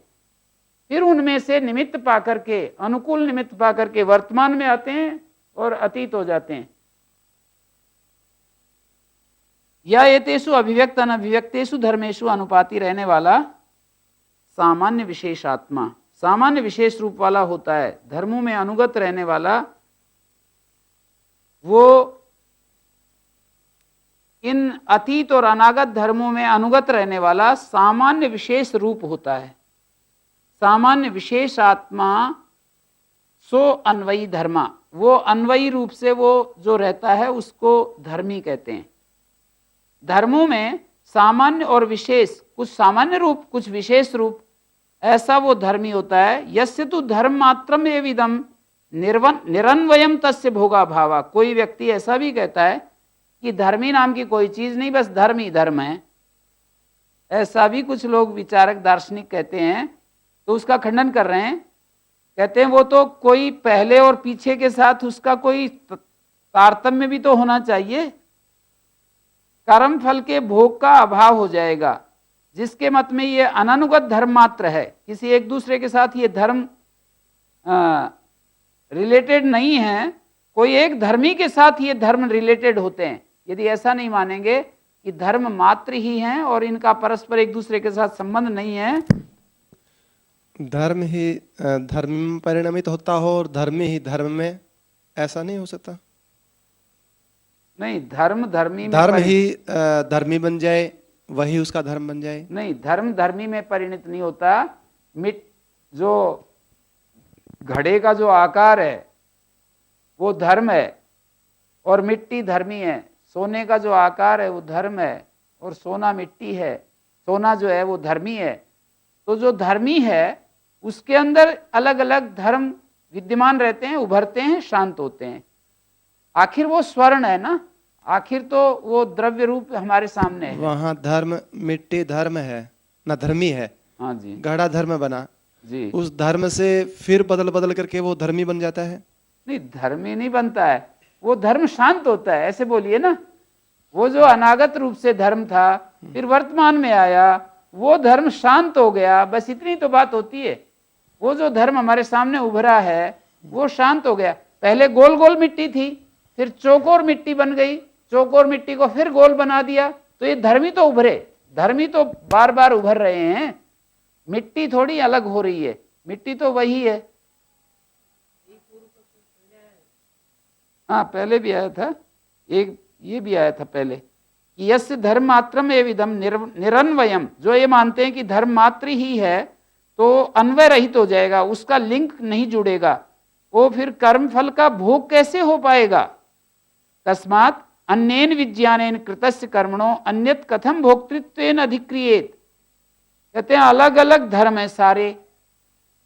मैंने अब मेरे चित्त में एक धर्म उदय हुआ, मैं आप लोगों को देख रहा हूं, और या मैंने किसी को कष्ट दिया, फिर दूसरी बार वो जो कष्ट देने वाला जो धर्म था वो तो गायब हो गया, एक और नया धर्म आ गया, तो धर्म मात्र ही है। तो अब उत्तर काल में जो धर्म उदय हुआ वो पहले काल में किया हुआ जो धर्म उदय हुआ था उसका ये फल क्यों भोगेगा। एक समय में जो धर्म उदय हुआ और उसने कुछ अच्छा और बुरा काम किया, फिर 10 दिन बाद फिर एक धर्म उदय हुआ, तो वो पहले वाला जो धर्मी था नहीं है।